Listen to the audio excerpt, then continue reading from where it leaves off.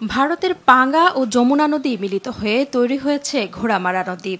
বর্ষা এলেই আতঙ্কে নির্ঘুম রাত কাটে তিন দিকে নদী বেষ্টিত বোদা উপজেলার বড়শশী ইউনিয়নের নাউতরি ডাঙ্গাপাড়া সহ তীরবর্তী কয়েকটি গ্রামের বাসিন্দাদের। গেল 10 বছরে ঘোড়ামারার ভাঙনে নদী তীরবর্তী অনেকেরই ঘরবাড়ি, কৃষিজমি সহ নানা স্থাপনা নদীতে বিলীন হয়ে গেছে। বারবার ভেঙে পড়েছে যোগাযোগ ব্যবস্থাও। এবারও হুমকিতে রয়েছে বাংলাদেশ কৃষি উন্নয়ন কর্পোরেশন অফিস, সোলার সেচ পাম্প, কবরস্থান, নতুন ঈদগাহ মাঠ, মসজিদ, মাদ্রাসা সহ কয়েকটি স্থাপনা।